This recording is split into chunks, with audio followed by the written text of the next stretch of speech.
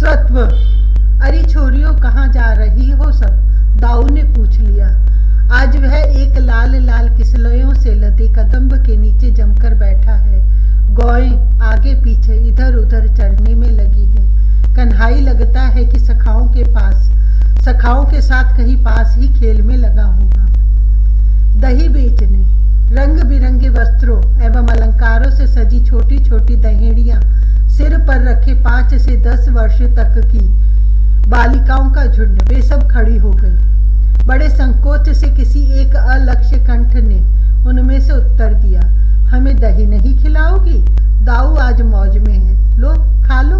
एक साथ ढेर सी दहेड़ियां सामने रख दी गई बड़ी उमंग के साथ। हम तो हंसी कर रहे थे, ले जाओ तुम सब। सचमुच दाऊ अब तक सहज भावों में ही बोल रहा था। थोड़ा सा भी नहीं खाओगे? स्वर अत्यंत अनुरोधपूर्ण तथा कातर हो उठे। हृदय कहने लगा, हाय हाय, हमारा दही आज क्या व्यर्थ ही जाएगा। बड़े भाई ने यदि अस्वीकार कर दिया तो छोटा भाई आंख उठाकर भी देखने वाला नहीं है। अच्छा लाओ। सामने शिला को फूंक कर स्वच्छ कर दिया नीलांबरधारी ने। उसे छीना झपटी नहीं आती, किंतु कोई आग्रह पूर्वक नैवेद्य अर्पित करना चाहे तो अस्वीकार नहीं कर पाता वह। तुम इसी में से खा लो, दहेड़ियां झूठी हो जाएंगी। यह बात इन्हीं बालिकाओं के मन में नहीं आती। एक स्पर्धा सी, कोई पिछड़ना नहीं चाहता। कहीं दाऊ ने बस कर दिया तो जो दहेड़ियां यहाँ अछूती रहेंगी, अभागी ही रह जाएंगी। आगे भी वे, हमारा भाग हमको देकर तब आगे जाओ। कन्हाई तो बड़े भैया जैसा सीधा नहीं है, वह मांगना जानता ही नहीं। बड़े भाग वाले आए हैं। लड़कियों ने परस्पर देखा और नेत्र कड़े किए। बड़े भैया ने सारी की सारी दहेड़ियां झूठी कर दी और अब ये चली है भाग लेने। तब तो सब दही मेरा है। मोहन उज्ज्वल तथा श्याम पर्वतों के बीच सांकरी खोर में दोनों पैर फैलाए, कटी देश पर दोनों हाथ रखे, मार्ग रोके, केसरी शावक के समान तना खड़ा है। मेरे दादा का प्रसाद है, कुछ तुम्हारा दादा का नहीं। धर दो सब दहेड़ियां। कौन सी पोथी कहती है कि बड़े भाई का प्रसाद छोटे भाई का स्वत्व नहीं है? अब यदि कोई किसी का स्वत्व न दे तो वह छीनेगा। दहेड़ियां तो फूटने वाली ठहरी। उल्हाना, दादा कन्नू मेरा दाम नहीं देता, मैं मारूंगा उसे। श्री दाम रोष में है। उसका गौर मुख कुछ लाल हो गया है, उसके बड़े बड़े नेत्र भरे से हैं। दाऊ यहाँ न होता तो वह अवश्य श्याम से झगड़ पड़ता। यह भी कोई बात है कि कन्हाई उसका दाम नहीं देता और उल्टे उसे अंगूठा दिखाकर चिढ़ाता है। वह दौड़ने में कृष्ण से कुछ दुर्बल तो नहीं, किंतु यह दाऊ दादा फिर छोटे भाई का पक्ष न लेने लगे। यह कुछ अच्छी बात नहीं। दाऊ के लिए तो सभी सखा समान है, वह भला क्यों छोटे भाई का पक्ष करे। उसने कहा, कहाँ है कन्नू? दादा, श्याम बड़े भाई के सामने आकर ऐसा बन जाता है कि देखते ही बनता है। तू श्रीदाम से झगड़ता क्यों है? उसका किंतु छोटे भाई के मुख की ओर देखते ही दाऊ बोलते बोलते रुक गया। उसने श्रीदाम से कहा, चलो मैं कन्हाई के बदले दाम चुका दूं ना। दाम तो मैं इसी से लूंगा। श्रीदाम की हट अनुचित कौन कहे। जो खेलता हो दाम उसी को देना चाहिए। किंतु यह तो थक गया दिखता है। दाऊ ने फिर देखा अपने छोटे भाई की ओर। थक गया है?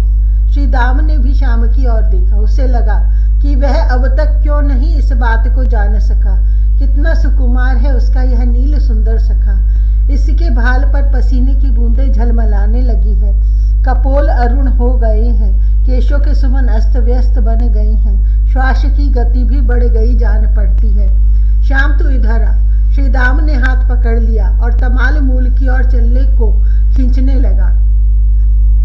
मैं थका कहाँ हूँ? तू थक गया हो तो वहां सो जा। कन्हाई अपने को दुर्बल कैसे मान ले? वह किसी से अल्प शक्ति है कि पहले थक जाएगा। दादा, यह कन्नू मानता नहीं है, तू डांटना इसे। तोक का उल्हाना न सुना जाए ऐसा संभव नहीं। नन्हा तोक एक कमल का पत्ता दौड़कर तोड़ लाया है। अब शाम थका हो या न थका हो, उसे सुबल की गोद में सिर रखकर झटपट सो जाना चाहिए। तोक जो अपने पत्ते से उसे वायु करना चाहता है। इतने उलाहना देने वाले और अकेले श्याम सुंदर। सब कहते हैं तो थका कैसा नहीं है वो, सब कहते हैं तो थका कैसे नहीं है वह। अब उसे तमाल के नीचे विश्राम तो करना ही पड़ेगा। स्नेह आश्रय। दादा तू बुलाए न सबको, कन्हई हंस रहा है। उसे बन के ये नन्हे जीव सदा घेरे ही रहते हैं। शशक उसके चरणों की अपनी लाल लाल कोमल जीवा से चाट लिया करते हैं बार बार। गिलहरियां उनसे भी अधिक धृष्ट है। वे श्याम के अंक को ही अपनी शैया बनाना चाहती हैं। पक्षियों का समुदाय पृथक फुदकता उड़ता रहता है। इसके चारों ओर मृग बछड़ों के समान इसे बार बार सूंघते रहना चाहते हैं। तू एक बच्चा लेगा कृष्ण मृग का। दाऊ बड़े स्नेह से एक मृगी को दूरवा खिला रहा है। मृगी का नवजात शिशु दाऊ के पास उससे सटकर बैठ गया है। मैं इसे घर ले चलूंगा। श्याम सुंदर ने मुड़कर देखा। बड़े भाई के पास बैठे मृग शावक को। सचमुच बहुत सुंदर बच्चा है। दौड़ आया कन्हई और गोद में भर लिया उसने उस शावक को। इसकी माँ भी चलेगी। दाऊ ने मृगी को पुचकारा। मैं इसे भी ले चलूंगा। श्याम के लिए यह कोई नई बात नहीं है। ढेरों वन पशु उसको घेरे नित्य गोष्ठ में पहुंचते हैं। 2-4 वह स्वयं भी ले जाता है तो 100-50 अपने आप भाग चले चलते हैं साथ साथ। कन्नू यह कोई गाय का बछड़ा नहीं है। तू इसे बांधेगा तो रोएगा यह। माता रोहिणी मना लेती है मोहन को। कोई रोए यह कृष्णचंद्र सह नहीं सकता। वन पशु या तो घड़ी दो घड़ी गोष्ठ में खेल कूद करके वन में लौट आते हैं या फिर नंद भवन के प्रांगण में गोष्ठ में या द्वार पर बैठकर रात्रि विश्राम करते हैं। वे प्रातः कन्हई के साथ ही वे वन में लौटते हैं। कन्नू देख वह बंदरिया आ रही है अपना बच्चा लेकर। तू उसके बच्चे को नहीं ले चलेगा? दाऊ परिहास कर रहा है। नहीं दादा तू उसे भगा दे। वह मुझे दांत दिखाती है और खों खों करती है। कृष्ण पहले ही मुंह बनाकर उसे चिढ़ाने लगा है। दाऊ किसे भगा दे? बंदरिया शाम के समीप आ गई है। मयूर इस नव जलधर सुंदर को घेर कर नृत्य कर रहे हैं। पक्षी इसके चारों ओर चहक रहे हैं। शशक इसके चरणों में लोटपोट हो रहे हैं। गिलहरियां बार बार इसका पीत पट खींचती है और पीठ फुलाकर पूंछ हिलाकर चींची करती है। मृग इसे अपलक देखते हैं। वह सबका प्राणी मात्र का स्नेह आश्रय दाऊ का छोटा भाई। तो सबको ले चल। दाऊ श्याम के पास से जीवों को भगा दे यह कैसे शक्य है? वह तो अपने छोटे भाई के पास सबको पहुंचाता ही है। बाल विनोद भद्र है। किसी ने वृक्ष मूल में चुपचाप बैठे दाऊ के नेत्र पीछे से आकर बंद कर लिए हैं। कौन होगा यह युग युग का परिचित स्पर्श। किंतु नेत्र बंद करने वाला प्रसन्न हो रहा होगा। उसके नेत्र खिल रहे होंगे। झटपट नाम बता देना, कुछ अच्छी बात नहीं है।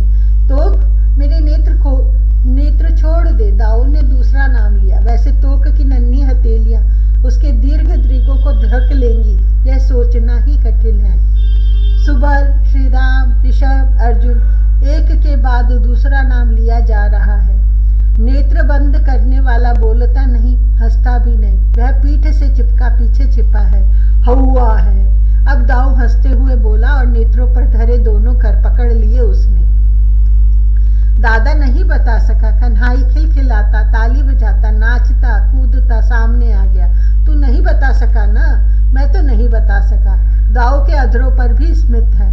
अब तू मेरी बड़ी उंगली बता।